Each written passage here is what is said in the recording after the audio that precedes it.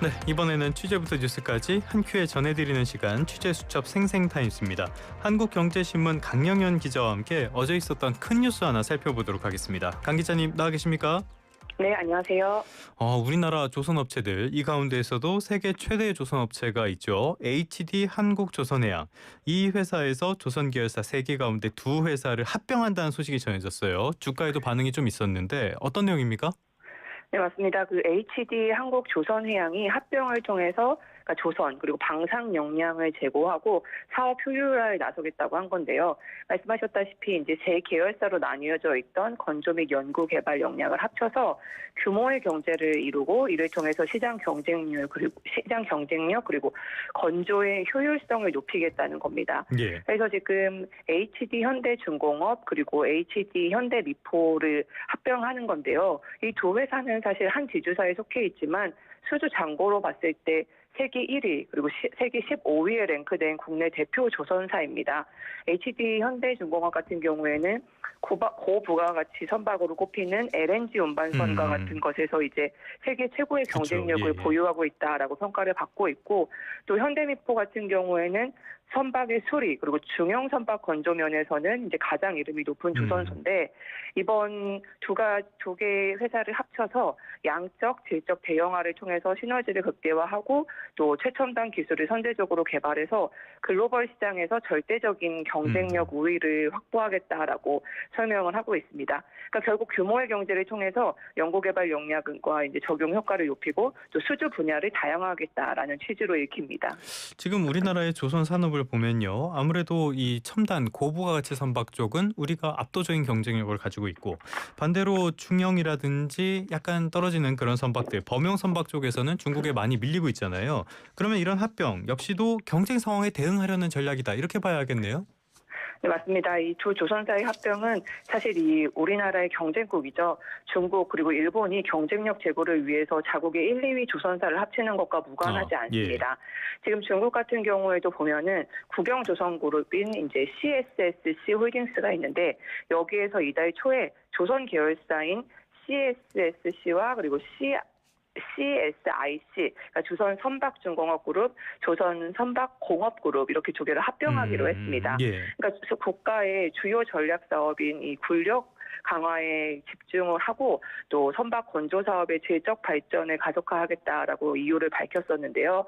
사실 그 속내를 들여다보면은 한국이 주도하고 있는 이 고부가가치 선박 시장에 진출하기 위해서 그리고 한국도 진출 확대를 노리고 있는 그 특수선 시장의 경쟁력을 강화하기 위해서 하는 것이다라는 분석이 나오고 있거든요. 예. 또 여기에다 일본도 그런데 일본도 이제 지금은 한국과 중국에 밀려서 시장 점유율이 한 자릿수까지 추락을 했는데 그렇죠. 이것을 다시 회복하기 위해서 자국 1위죠. 조선사 이마바리조선 그리고 2위 재팬마린 유나이티드 이 두 곳이 합병 절차에 돌입을 했습니다.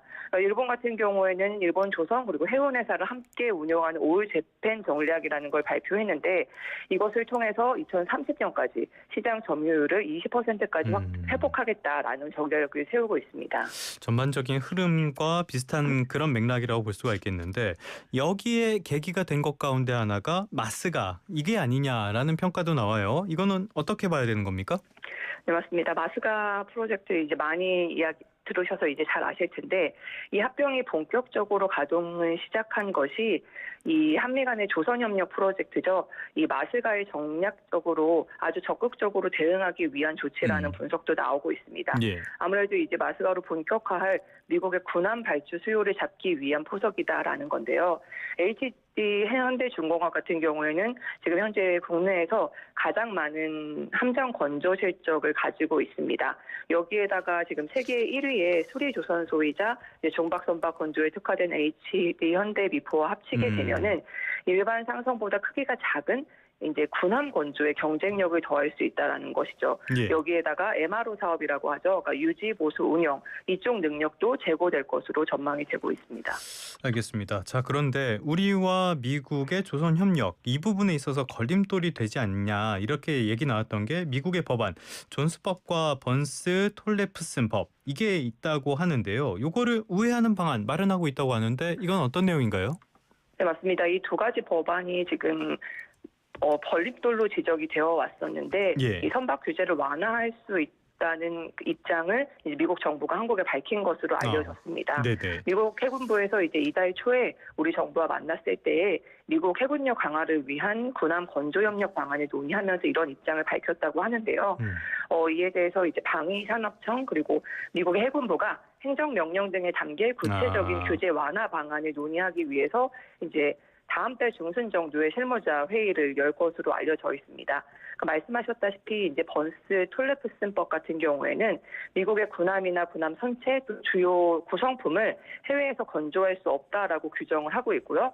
또 존스법 같은 경우에는 미국 내 항구간 화물 운송에 있어서 미국산 선박만 사용하도록 규정이 되어 있거든요. 예. 이렇다 보니까 한국과 미국의 조선 협력을 막는 대표적인 규제로 꼽혀왔는데요.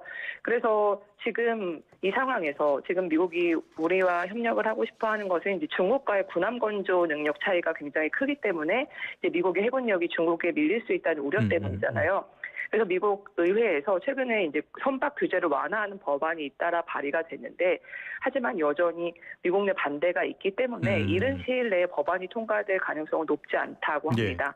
이렇기 때문에 이 규제를 우회할 수 있도록 한시적인 행정명령을 마련하는 방안을 이제 구상하고 있는 건데요. 그래서 여기에서는 이제 한국에서 함수와 한미 등의 이제 군함의 각 블록을 생산한 다음에 미국으로 보내서 미국 조선소에서 최종 조립할 경우에 이런 걸 허용하는 방안이 포함될 것이다라는 관측이 네. 나오고 있습니다.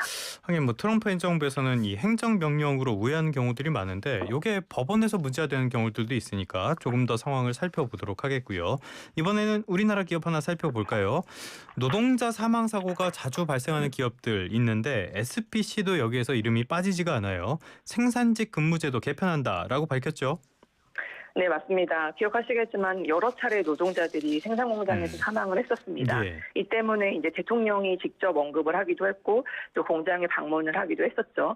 그래서 SPC 그룹 같은 경우에는 이재명 대통령이 시화 공장을 방문한 직후에 지난달 27일이죠. 생산직 야간 근로를 오는 10월 1일부터 이제 8시간 이내로 제한하고 장시간 야근을 없애겠다라고 발표를 했었는데 그리고 그 이후에 이제 생산 체계 그리고 근무제를 어떻게 개편할지 계열사별로 이제 교섭 대표 노동조합과 협의를 해왔는데요.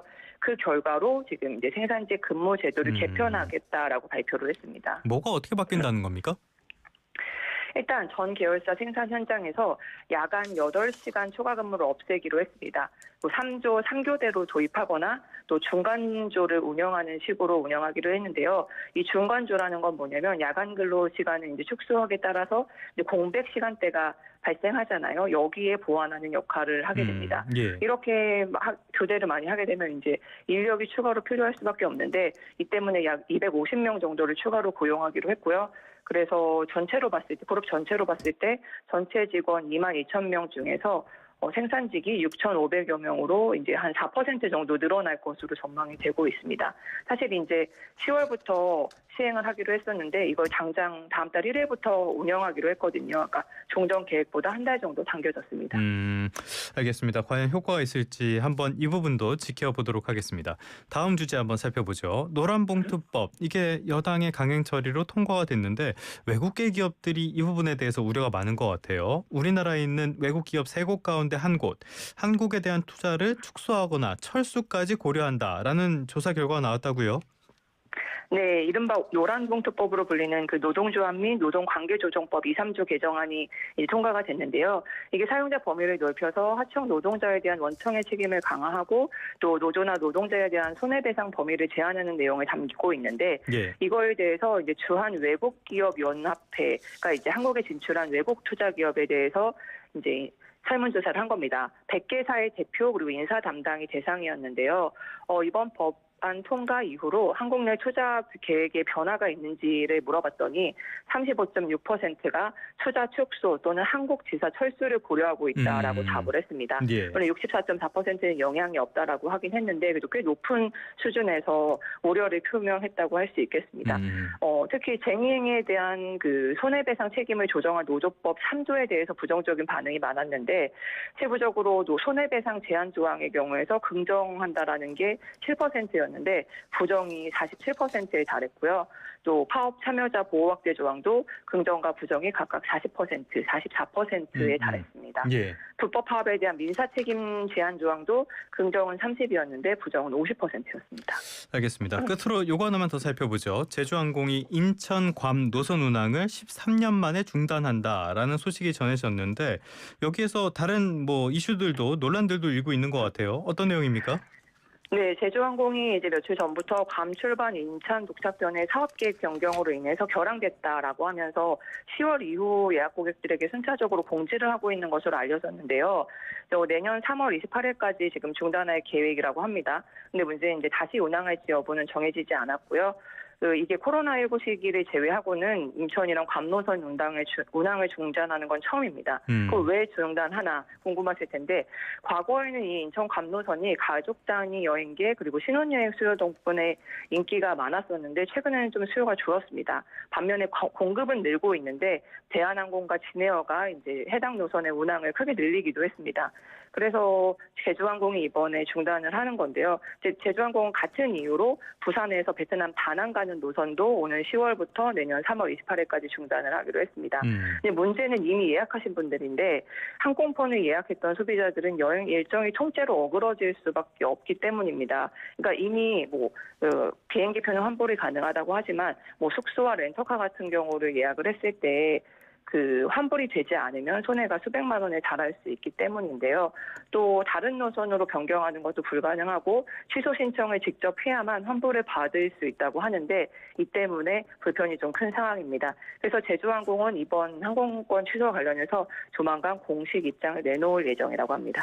알겠습니다. 지금까지 한국경제신문의 강영현 기자와 함께 국내 여러 가지 경제 이슈들 살펴봤습니다. 오늘 말씀 잘 들었습니다. 감사합니다.